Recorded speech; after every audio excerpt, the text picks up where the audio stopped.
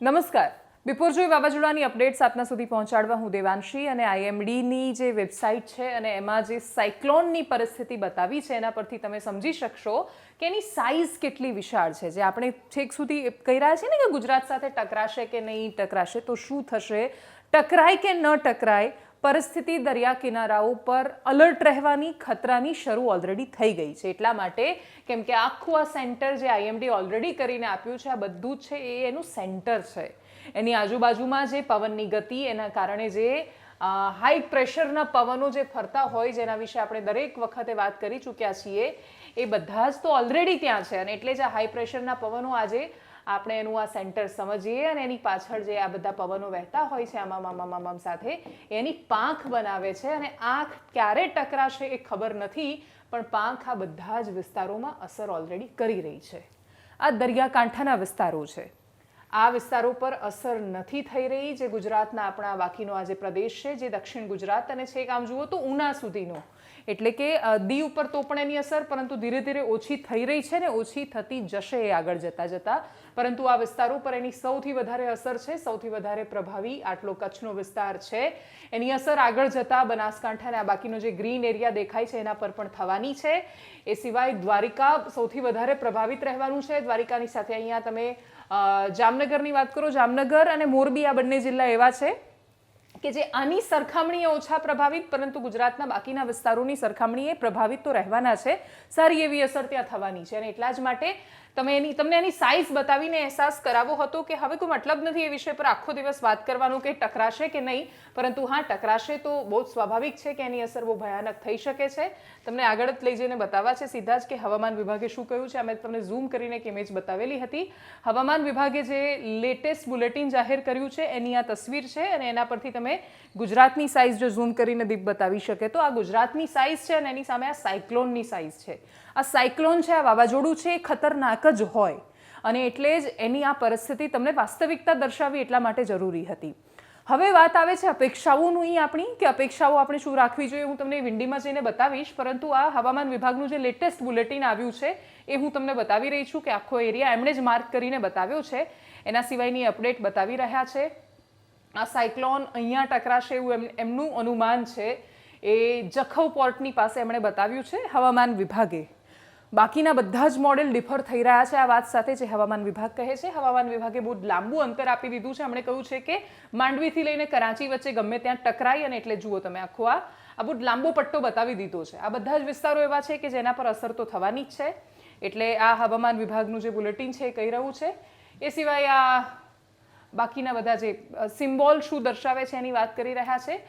પોરબંદર, દ્વારકા, જખૌ, નલિયા અને કરાચી આ 4 જગ્યાઓ એવી છે અને એ બધી જગ્યા મેજર જે જગ્યાઓ એની અસર થશે. આપણે જે આને ક્લોન ઓફ અનસર્ટેનિટી કહીએ છીએ કે આમાંથી વાવાઝોડું આમ તેમ ગમે ત્યારે જઈ શકે છે. આમ આવશે અહીંયાથી આમ આવ્યું તો તકલીફ છે આપણને વધારે, પણ આમાંથી આમ ગયું તો કદાચ ઓછી તકલીફ છે. પ્રોબ્લેમ્સ ઓલરેડી શરૂ થઈ ગયા છે. ખતરો પહેલેથી ચાલુ છે.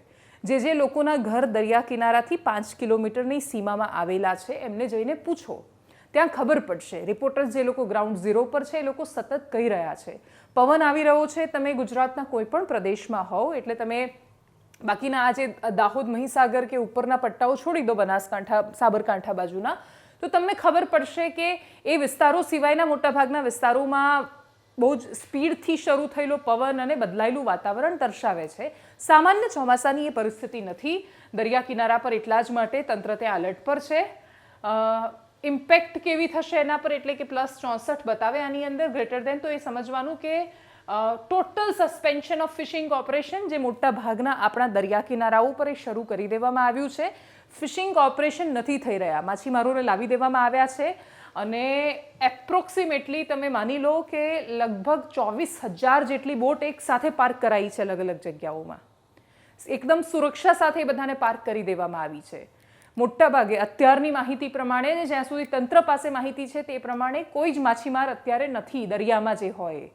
અને એટલા જ માટે પરિસ્થિતિ અહીંયા જે ટકરાવાનો એરિયા, જે લેન્ડફોલનો એરિયા છે, એ આ પ્રકારે Indian national centre for ocean information service જે દરિયાની માહિતી આપે છે, એ આપણી જે સંસ્થા છે એનું એવું કહેવું છે કે અહીંયા ટકરાશે. અને એટલે જ આપણે આધિકારિક માહિતી સૌથી પહેલાં જાણીએ, પછી બાકીના બધા મોડેલ્સ અને બધાની વાતો કરીને હું તમને બાકીની પરિસ્થિતિ અને ડિટેલ બતાવીશ ત્યાં.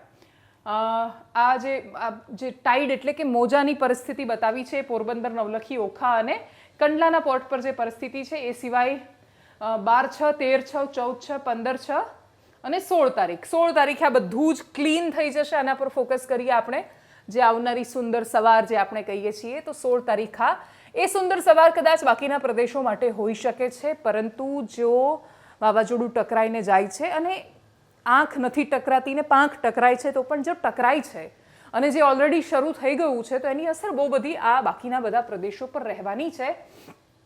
15મી તારીખની આ જે તસવીર બતાવાઈ રહી છે એ પણ એ જ બતાવે છે કે આ બધા એરિયા એનાથી પ્રભાવિત તો થવાના છે. અને એટલે જ વિન્ડ સ્પીડ જે બતાવે છે એ પણ બહુ ભયાનક છે, કેમ કે ગસ્ટ વિન્ડની ગેલ વિન્ડની સ્પીડ છે 160 થી 100 કિલોમીટર અને ગસ્ટિંગ ટુ 200 કિલોમીટર પર અવર એવું બતાવી રહ્યું છે. અને એટલે જ જો 200 કિલોમીટર પ્રતિ કલાકની આજુબાજુ જાય છે તો એનો મતલબ એ સમજવાનું કે ત્યાં પરિસ્થિતિ વધારે ભયાનક થશે. અને 200 કિલોમીટર પ્રતિ કલાક એટલે એના પરથી તમે સમજી શકો છો કે બાકીની બધી જગ્યાએ શું પરિસ્થિતિ થાય. 14મી તારીખથી જે ઉપરના એરિયા તરફ સૌરાષ્ટ્ર અને કચ્છને એ ક્રોસ કરશે એડજોઇનિંગ પાકિસ્તાન કોસ્ટ, એટલે કે માંડવીની આજુબાજુ કચ્છ અને સૌરાષ્ટ્રના દરિયા કિનારાને પાર કરીને ટકરાશે એવું કહેવાય રહ્યું છે. ખાસ આ પવનની સ્પીડ પર આપણે નજર કરવાની જરૂર છે. એક્સ્ટ્રીમલી સિવિયર સાયક્લોનિક સ્ટોર્મ એની આપણી જે આ કેટેગરી છે એ પ્રકારે એ ગસ્ટિંગ ટુ 190 કિલોમીટર પર અવર, એટલે કે ઝટકાવાળા પવનો 190 કિલોમીટર પ્રતિ કલાકની ઝડપે આવી શકે છે એવું બતાવવામાં આવ્યું છે. હવે આ વેધર ડિપાર્ટમેન્ટનું જે આપણું સાયક્લોન ઇન્ફોર્મેશન આપે છે એ લોકોનું ટ્રોપિકલ વેધરનો આઉટલુક છે. ટ્રોપિકલ સાયક્લોન શું કામ એના વિશે આપણે વારંવાર વાત કરી ચૂક્યા છીએ, એટલે એ ભૂગોળના વિષયો બધા જવા દઈને હવે વિન્ડીની ઇન્ફોર્મેશન તરફ આપણે આગળ વધી જઈએ. વિન્ડી જે બતાવે એનું એક અલગ મોડેલ છે સ્ટડી કરવાનું. હવામાન વિભાગ જે કહે એને વધારે એક્યુરેટ માનીએ ને તો પણ આ 7 વાગ્યાની પરિસ્થિતિ એ છે આજની તારીખ, એટલે કે સોમવારે 7 વાગે આ પરિસ્થિતિ બતાવે છે. અને એ પછી એ ક્યારે ટકરાવ બતાવે છે સીધા જ, એટલે કે આ મંગળવારે પણ એનું એ જ પરિસ્થિતિ ઉપરથી થોડું દૂર થયેલું બતાવે છે સોમવાર કરતાં. એના પછી સીધા જ આપણે બુધવારે જઈએ તો બુધવારે તો એનાથી દૂર થયેલું બતાવે છે. અને એટલે જ કોઈ ગમે તે કે આ સાયક્લોન જે અહીંયા હતું એ સીધું જ આમ આવતું તો આ બધા દરિયા કિનારાઓને અસર કરવાનું હતું, પણ એવું થઈ નથી રહ્યું. એ થોડું ને થોડું આગળ દૂર જઈ રહ્યું છે. ને એટલે જ હવે બુધવારે સાંજે પણ એ દૂર થયું, આગળ વધ્યું. એના પછી ગુરુવારે 4 વાગે, તો ગુરુવારે 4 વાગે સૌથી વધારે પ્રભાવિત કરી રહ્યું છે આ સાયક્લોન. અને કોને પ્રભાવિત કરી રહ્યું છે એ પણ આપણે જોઈ લઈએ. તો એ દ્વારિકા, માંડવી, નલિયા અને લખપતની આજુબાજુના ક્ષેત્રમાં પ્રભાવિત કરી રહ્યું છે આ સાયક્લોન. અને પછી હવે આપણે એનો જે ટકરાવનો સમય, લેન્ડફોલનો સમય છે એ જોઈએ, જે ફ્રાઈડે બતાવવામાં આવ્યો છે. એક દિવસ આગળ વધી ગયો છે વિન્ડીના મોડેલ પ્રમાણે. અને શુક્રવારે તમે જુઓ કે એની સ્પીડ કેટલી વધારે છે અને આટલી ભયાનક સ્પીડની સાથે એ નલિયાથી પણ આગળ છે. અને આ 5 વાગ્યાનું છે. આપણે બપોરે 1 વાગ્યાની પરિસ્થિતિ જોઈએ તો એ સદનસીબે આ હાલની પરિસ્થિતિ પ્રમાણે નલિયાથી આગળ છેક બહુ જ સ્વાભાવિક રીતે સૌથી વધારે અસર અહીંયા થવાની છે. એની આજુબાજુ જ્યાં વિન્ડ ચાલી રહ્યું છે એ ક્ષેત્રમાં થવાની છે. પણ એની આંખ હજુ ટકરાઈ નથી કોઈ પણ જગ્યાએ, જમીન સાથે નથી ટકરાઈ. જમીનની સાથે આંખ ક્રોસ કરે છે ત્યારે આપણે એને લેન્ડફોલ કહીએ છીએ. લેન્ડફોલ થાય એટલે એની જાતે જ વાવાઝોડાનું જે પ્રેશર, એની તાકાત, એની તીવ્રતા એ ઘટી જતી હોય છે. અને એટલે જ આ વાવાઝોડું હવે શુક્રવારે એટલે કે 16 તારીખે એક બાજુ હવામાન વિભાગ બતાવી રહ્યું છે કે બધું ક્લીન થઈ જશે. 15મી સુધીમાં તો એ વાવાઝોડું ટકરાઈને એકદમ શાંત થઈને આગળ વધી જશે, જે આપણે વેધર ડિપાર્ટમેન્ટની માહિતી છે એ જોઈ. વિન્ડીની માહિતી 16મી તારીખે બપોરે 1 વાગ્યા સુધી પણ કોઈ પણ જગ્યાએ લેન્ડફોલ નથી બતાવતી. અને લેન્ડફોલ નથી એ બાજુમાં વાવાઝોડું તીવ્ર છે તો એનો મતલબ બધે જ અસર કરી રહી છે.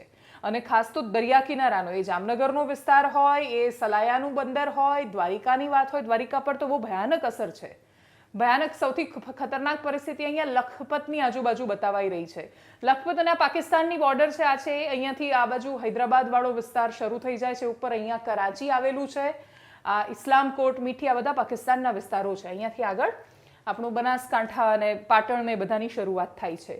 1 વાગ્યા સુધી 16 તારીખે આ ટકરાયેલું નથી બતાવતું, લેન્ડફોલ નથી બતાવતો. 3 વાગે અપડેટ કર્યું, 3 વાગે પણ વિંડી પ્રમાણે એ નથી બતાવતું. એના પછી સીધું 6 વાગે, તો 6 વાગ્યા પહેલાં જઈએ કેમ કે ત્યાં સુધીમાં એ ટકરાઈને આગળ વધેલું બતાવે છે. એક્ઝેક્ટલી એ જોવું છે મારે 4 વાગે, 2 એટલે મતલબ 2 થી લઈને 3 અને 3 થી લઈને 4ની વચ્ચે એ વાવાઝોડું અહીંયા ટકરાઈ રહ્યું છે. અને અહીંયા એટલે તમે સમજો કે અહીંયા આપણી બોર્ડર પૂરી થઈ જાય છે, અહીંયાથી પાકિસ્તાન શરૂ થાય છે, લખપતથી ઉપર છે. આ એવો વિસ્તાર છે કે જ્યાં એમ પણ માનવ વસાહત નથી. આ એટલે કે શુક્રવારે 4 વાગ્યાની આજુબાજુ અહીંયા ટકરાવ એનો બતાવાઈ રહ્યો છે, એટલે કે પાકિસ્તાનમાં એન્ટર થઈ રહ્યું છે. એટલે એ વાવાઝોડું ફંટાયું તો નથી એક્ઝેક્ટલી, પરંતુ એ સ્પર્શ પણ નથી કર્યું. સ્પર્શ કરી રહ્યું છે એની પાંખ, પણ એની આંખ આપણા ગુજરાત સાથે ટકરાતી નથી બતાવતી. અને એટલે જો આવું થાય છે તો મતલબ સંભાવનાઓ હજુ શેષ છે. એટલે મેં કહ્યું હતું ને કે જે આપણે અપેક્ષાની વાત કરીશું આગળ, તો અપેક્ષા આ છે કેમ કે શુક્રવારે અહીંયા આગળ વધ્યા પછી પણ એટલું શાંત થયેલું નથી બતાવતું. એની અસર ચાલુ રહેવાની છે અને અસર આ બધા વિસ્તારોમાં થશે.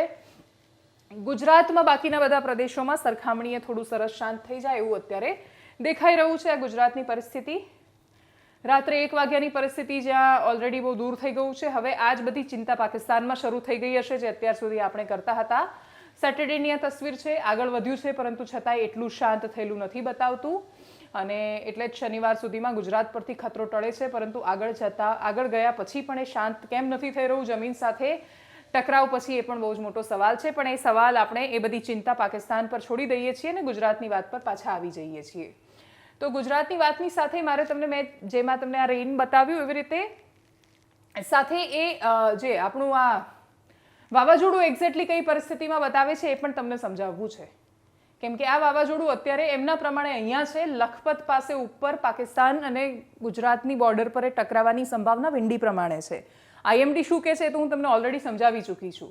અને એ પ્રકારે થાય છે તો તમે સમજી લો કે બાકી બહુ બધી જગ્યા એવી છે કે જ્યાંથી તમે એ જે ડર વ્યક્ત કરાઈ રહ્યો છે કે એના કારણે આ થશે તો એની સંભાવનાઓ ઘણી બધી ઓછી થઈ જાય છે. અને છેલ્લે વિંડીની સેટેલાઇટ તસવીરથી આપણે સમજીશું કે આ વાવાઝોડું કેટલું મોટું છે, એ દરિયામાં શું અસર કરી રહ્યું છે. અને અસર કરતાની સાથે જ એની પાંખના અમુક ટુકડાઓ અલગ અલગ રીતે ઓલરેડી અહીંયા ટકરાઈ ચૂક્યા છે.